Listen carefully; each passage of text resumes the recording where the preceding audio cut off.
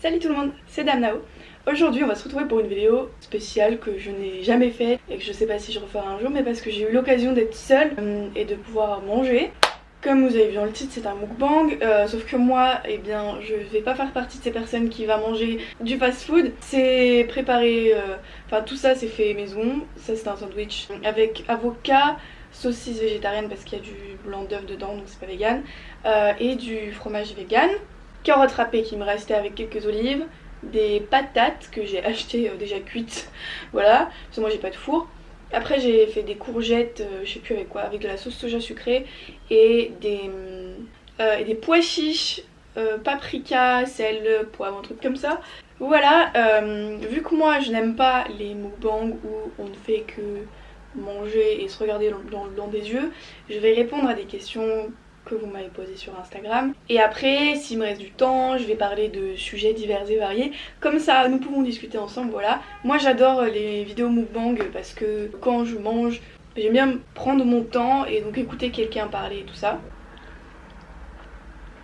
Alors on va commencer. Aizan Shah me demande, t'aimes les bubble tea? Ça fait très longtemps que j'en ai pas mangé. Mais ouais, j'adore ça, j'aimerais bien y retourner. Peut-être cet été. Faudrait que j'en reboive un parce que ouais, ça fait des mois et des mois j'en ai pas bu. D'ailleurs, mon bubble tea préféré, je dirais que c'est Taro Coco. C'était vraiment trop bon. C'est bien pour l'hiver. Fat 67100 me demande comment as-tu connu ton copain? C'est du sérieux entre vous. J'ai connu mon copain en soirée parce qu'on avait en fait au début on s'était c'était mal regardé en soirée. Et au final il est venu me parler. Et on a fini par faire un after ensemble parce qu'on avait des potes en commun. Et après on a fait connaissance et tout ça. Et je pense que oui, on peut dire que c'est du sérieux entre nous parce qu'on habite ensemble. Et on prévoit un futur ensemble et ça fait déjà un an qu'on est ensemble donc oui, c'est du sérieux. On est tous les deux des gens qui veulent être sérieux en couple. Même dans ma relation avant, même si c'était à distance, j'étais très sérieuse et je pars du principe que quand je me mets en relation, je m'investis à 100% parce que sinon ça sert à rien. Voilà. Renakat me demande, hello, je me suis toujours demandé, tu fais des soins à tes ongles ou c'est long et résistant naturellement? Alors, il faut savoir que pendant des années, de à peu près mes 5 ans jusqu'à mes 15-16 ans, j'ai rongé mes ongles et je les rongeais genre vraiment hardcore, c'est-à-dire que je pouvais me ronger les ongles jusqu'au sang. Mais j'ai réussi à arrêter et depuis que j'ai arrêté de me ronger les ongles, je les ai pas coupés. Je coupe jamais mes ongles, juste j'ai des limes. J'ai de la chance, ils sont assez durs et en plus avec le fait d'avoir arrêté de les ronger, ils se sont durcis. Mais je pense que c'est juste la nature de mes ongles parce que ma soeur qui ne les ronge pas, elle les a assez mous. Donc en fait je pense que ça dépend vraiment des gens. Par contre faut savoir qu'ils se cassent quand même parce que par exemple là je m'étais genre mon petit doigt là je me l'étais cassé en tapant mon doigt dans mon lit. Super. Et j'étais assez deg. Et ma main droite, vu que c'est celle que j'utilise le plus, c'est celle qui se casse le plus souvent en fait. Mais voilà, je fais rien vraiment. Je fais pas de soins ni rien. Je m'en bats un peu la race. Go goûter le sandwich. Ah, c'est trop bon. Le fromage il est fait avec de l'huile de coco et d'autres trucs. Mais c'est vraiment trop bon. Anna Samnou me demande comment tu as fait pour convaincre tes parents de te laisser te faire un tatouage. Elle m'a posé plusieurs questions en fait. J'ai pas eu à convaincre mes parents parce que quand j'ai fait mon tatouage j'étais majeure. Donc en fait, voilà, je faisais ce que je veux vu que j'étais majeure. Je crois que mon père il ne sait toujours pas que j'ai un tatouage. Je lui ai pas dit, mais ma mère elle le sait puis elle s'en fout. Ensuite elle m'a demandé, et j'aimerais commencer le yoga, tu aurais des conseils à me donner, par exemple des exercices de base, des applis ou des vidéos YouTube. Je vais faire une vidéo spécialement dédiée au yoga, mais je te réponds quand même parce que voilà, je vais pas te laisser dans le vent. Tu peux essayer avec l'application Asana Rebelle pour commencer, parce que c'est avec ça que j'ai commencé. Après en vidéo YouTube, si tu es pas très bonne en anglais, il y a les vidéos de Doctissimo, il y a une playlist exprès en fait pour le yoga, donc je crois les pilates et le yoga. Donc tu peux voir, sinon si t'es bonne en anglais, tu peux aller... Oui t'es une fille, je sais pas. Si tu es bon ou bonne en anglais, tu peux regarder les vidéos de Boho Beautiful, de Yoga with Adrienne. Et en dernier, il y a Silk des Wolf, donc je te mettrai les liens à l'une de l'application en barre d'infos. Et aussi si vraiment tu veux trouver des vidéos que moi j'aime bien, il y a une playlist yoga sur ma chaîne qui est en public. Donc c'est ma playlist que j'utilise, je la remplis à chaque fois que je trouve des nouvelles séances que j'aime bien. Donc tu peux aller voir, mais c'est en anglais, donc voilà. Et elle m'a dit merci beaucoup d'avance, tu me donnes beaucoup d'inspiration, continue ainsi, tu as tout mon soutien. Je te remercie, c'est gentil. Voilà, bisous. Alciac m'a demandé comptes-tu faire une vidéo sur ton organisation en CNED? Oui, j'en ferai une, mais ce sera l'année prochaine parce que bah là j'ai fini mon année en fait. J'ai juste à passer mon bac et j'ai fini, donc ça sert à rien en fait, je vais pas parler de mon organisation. Parce que j'ai déjà commencé à penser à mon organisation pour l'année prochaine qui sera mieux, j'espère, que cette année. Vu que j'ai appris comment m'organiser que cette année en fait. D'ailleurs pour ça le CNED c'est vraiment super parce qu'avec le CNED t'es obligé d'apprendre à t'organiser. Et depuis que je suis au CNED, je suis devenue trop organisée dans ma vie de tous les jours, dans mon cerveau. J'ai trouvé plein de techniques, être plus... comment dire? Comment on dit? C'est quoi le mot? Pour être plus productive. Donc ce sera l'année prochaine que j'en ferai une, promis. Promis, mais il faudra attendre. Mais je pense que j'en ferai une genre un peu de temps après la rentrée, une fois que j'aurai installé un rythme. Max Lost His Way m'a demandé qu'est-ce qui t'a donné envie de commencer le yoga Bégette. Au début, c'était juste parce que je voulais m'assouplir. Donc du coup, je sais pas vraiment pourquoi j'ai pensé au yoga, mais j'ai commencé à faire du yoga. J'ai pas de suite accroché de ouf. Au début, j'en faisais juste par-ci par-là, des petites séances et je me faisais un peu... Enfin, genre c'était un peu compliqué pour moi au début parce que c'est très physique, mine de rien. Mais après, j'ai décidé de m'y mettre sérieusement et maintenant, bah voilà. Voilà où j'en suis. Et en dernière question, il y a Mianotopiste qui me demande, tu vis avec ton copain, est-ce qu'en général il te soutient quand tu fais des crises d'anxiété par rapport à un sujet n'importe lequel? Alors à vrai dire, mon copain connaît pas vraiment ce que c'est l'anxiété. Il sait ce que c'est le stress comme tout le monde bien sûr, mais l'anxiété chronique et tout ça, il connaît pas, genre il a jamais fait de crise d'angoisse, voilà, il a jamais vraiment eu de soucis par rapport à ça.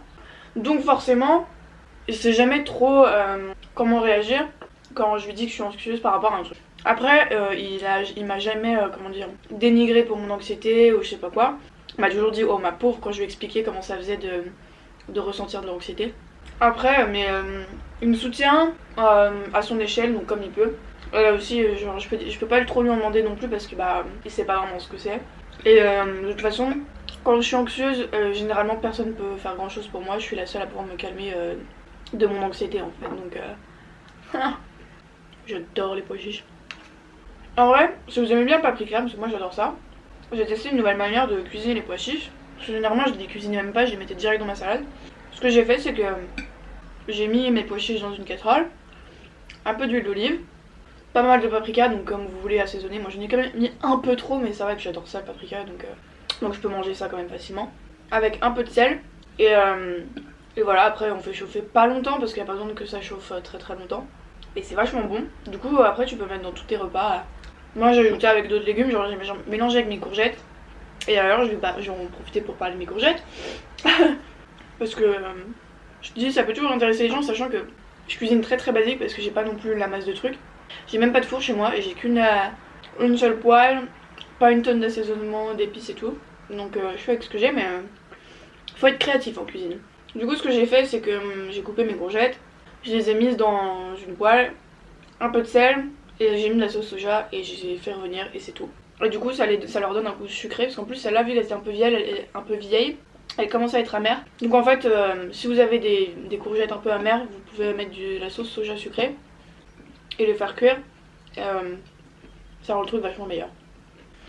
Vu qu'on est toujours dans le sujet de la nourriture, je vais faire un peu une petite update de ce que je mange parce que on peut se demander si je suis végane ou pas. Alors officiellement je suis végétarienne parce que je suis pas 100% végane. Par contre, mon alimentation à 75% du temps elle est végétalienne, enfin végane. Quand je vais cuisiner généralement je mets aucun produit laitier, je mange pas d'œufs parce que j'aime pas ça. Et il y a juste des fois quand j'achète des trucs industriels il y a encore un peu des œufs, genre les saucisses que j'ai achetées. Malheureusement il y avait encore des œufs dedans et j'avais juste trop envie de manger des saucisses, du coup j'en ai acheté parce que ça faisait vraiment très très longtemps que j'en avais pas à manger. Mais voilà, sinon après je mange encore un peu des gâteaux industriels, enfin un peu beaucoup, genre j'en mange encore trop, j'en mange tous les jours et j'aimerais en manger beaucoup moins que ça, voire plus du tout. Le truc c'est que j'ai pas assez de fruits, donc du coup quand j'ai envie de grignoter j'ose pas manger mes fruits parce que j'essaye d'économiser pour les garder le plus longtemps possible. Mais je sais que à long terme, je veux être végane à 100%, que ce soit dans mon alimentation et dans tout ce que j'achète. Je veux dire, voilà.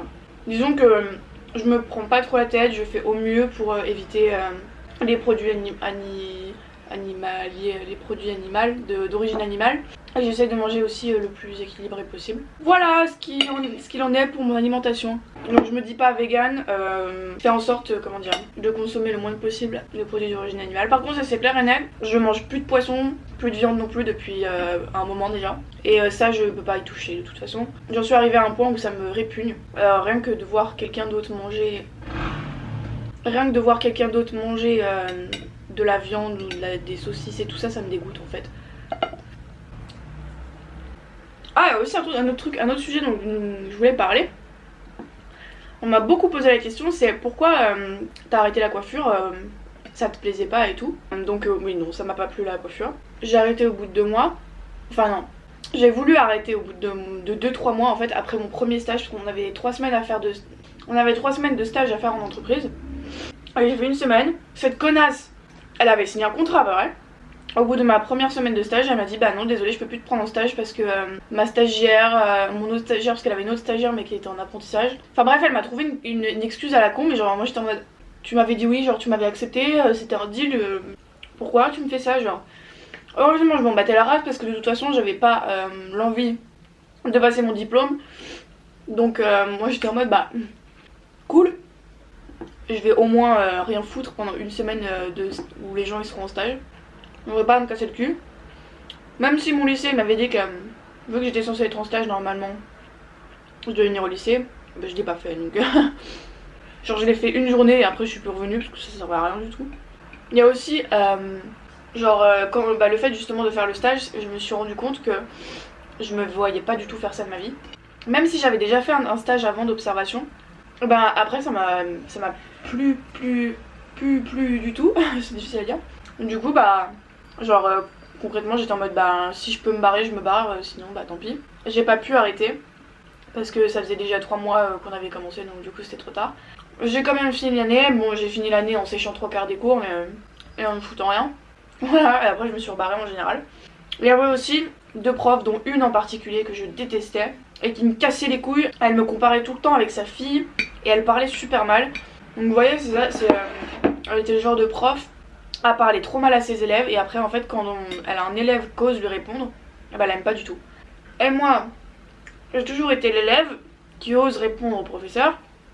Bon je dis pas que c'est bien, mais j'ai été élevée avec une mère qui m'a toujours dit si quelqu'un te manque de respect, que ce soit le président, un prof, n'importe qui, t'as pas à le respecter non plus. Voilà, si on te manque de respect, bah tu te laisses pas faire. Les gens ils ont pas à te marcher dessus et voilà, le respect c'est mutuel. Donc du coup même quand je me retrouvais avec des mots qui disaient que j'avais mal parlé ou je sais pas quoi, ma mère savait très bien que je faisais pas ça gratuitement en fait. Enfin sauf quelques fois quand j'étais plus petite, mais après je le faisais plus. D'ailleurs je vais pouvoir en parler parce que ma prof de maths de l'année dernière c'était quelque chose. Donc cette prof de maths c'est clairement la pire prof que j'ai jamais eue de ma vie. Et j'en ai eu des profs de merde, ça je peux le vous dire. J'en ai eu plein de profs que je détestais et qui m'ont détesté. Mais elle m'a fait la misère. Et c'était une cata. En gros, j'ai toujours eu un énorme retard en maths. À partir de la 6ème, j'y arrivais plus en maths. Voilà, genre clairement c'était mort. Je faisais plus de maths à partir de la 6ème, clairement je faisais plus du tout de maths. Donc quand je suis arrivée en seconde, bah bien sûr genre j'y arrivais à rien. Du coup au début d'année, elle a vu que je faisais rien, elle m'a dit elle m'a prise à la fin du cours pour me parler et je lui ai expliqué la situation, que moi voilà les maths ça faisait des années que j'avais abandonné et que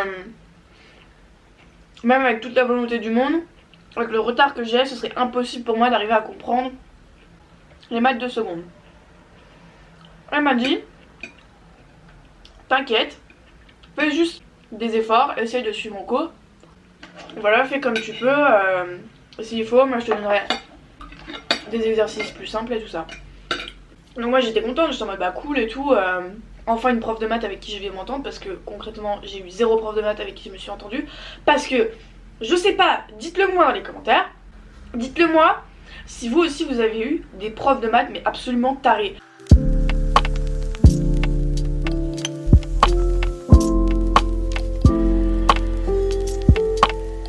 Donc du coup, moi j'ai envoyé chier. Je lui dis très bien, moi je fais pas d'efforts. Là maintenant je fais pas d'efforts. Je vais vous montrer ce que c'est de pas faire d'efforts. Je vais vous montrer ce que c'est un élève qui ne fait pas d'efforts. Et je lui dis à partir de ce jour-là, plus rien, c'est fini, je fais plus rien. Niet, terminé. D'ailleurs je crois qu'elle m'a viré ce jour-là de cours parce que je lui avais parlé super mal, j'étais super énervée. Et le truc c'est que moi quand je suis énervée je me contrôle pas. Donc que ce soit un prof ou pas, je vais lui parler comme un chien. Mais alors là, surtout que vraiment elle m'avait vexée de ouf. Donc à partir de ce jour-là, quand j'arrivais en cours, je faisais du japonais, je dessinais dans mon cahier, j'écrivais des trucs à la con, genre je traduisais des paroles de Marilyn Manson et des trucs comme ça. Je faisais tout sauf des maths. Quand on devait faire un devoir, je rendais copie, je rendais feuilles blanches. Parce que je m'en battais littéralement la race en fait, genre vraiment. Donc plein de fois elle m'a viré de cours, machin nana. Et après avec tous les problèmes de phobie scolaire, comme je l'ai dit dans une précédente vidéo, j'ai eu un emploi du temps aménagé. Donc j'avais plus maths. Et vous savez quand on est en seconde, on nous donne un papier pour nous dire dans quelle filière on veut aller. Et c'était ma professeure principale. Donc normalement elle devait me le donner ce papier. Sauf qu'elle m'a fait tourner en bourrique pendant 3 mois parce qu'elle refusait de me le donner. Je suis allée en parler à la CPE. La CPE elle m'a dit normalement cette semaine elle te donnera. Rien, elle est jamais venue me le donner. La CPE elle m'a dit bah va voir la professeure, demande-lui en personne, normalement elle te donnera. Je suis allée la voir, elle m'a envoyé chier. En me disant en gros que genre je séchais ses cours de maths et tout le bordel, alors que putain j'avais un emploi du temps aménagé, accepté et approuvé par la CPE et le proviseur, sauf que madame était pas contente parce qu'on lui avait pas demandé son avis. Sauf que connasse, t'es qu'une prof, donc redescends. Rien que d'y penser ça m'énerve. J'ai une haine pour cette femme, c'est un truc de dingue, j'ai vraiment aucun respect pour elle. Et en plus elle puait de la gueule, c'était horrible. Et en fait un jour la CPE m'a appelé parce qu'elle était en pleine discussion avec cette professeure. Du coup je suis venue et la prof parlait à la CPE comme si c'était une grosse merde. Et la CPE ne disait rien. Et moi j'étais là au milieu en mode mais pourquoi la CPE elle se laisse cracher dessus comme ça par une putain de prof. C'est une grosse connasse en plus, tu sais, moi j'aurais envoyé chier. Et voilà, et après la prof, elle a commencé à me... Je sais plus exactement ce qu'elle m'a dit honnêtement. Mais elle a commencé à me balancer des trucs blessants dans la gueule et très humiliants. Et là j'ai pas supporté. Parce que elle avait pas à me dire des trucs comme ça. Je me suis mise en colère. Je me rappelle, elle m'a dit ça. J'ai senti mon cœur qui a accéléré à 1 milliard de kilomètres. De kilomètres heure. Oui c'est ça. Je sais pas. Et là, je me suis mise à lui hurler dessus. Et à l'insulter. Et après j'ai commencé à me barrer du lycée. Et en fait c'était en plein cours, donc du coup on était dans les couloirs. Et tous les élèves qui ont dû m'entendre hurler. Moi genre j'ai commencé à me barrer, la CPE elle a commencé à me courir après et tout en mode ouais reviens Maïsa. Et je l'ai grave insulté, genre j'ai dû lâcher des trucs mais me casse tes couilles cette sale pute de prof de merde et tout, genre c'est vraiment une connasse et tout, mais qu'est-ce qu'elle veut celle-là. Enfin bref j'ai dû grave l'insulter quoi. Bonjour c'est moi. Moi je suis la reine pour insulter les profs, franchement je crains. Non c'est pas vrai.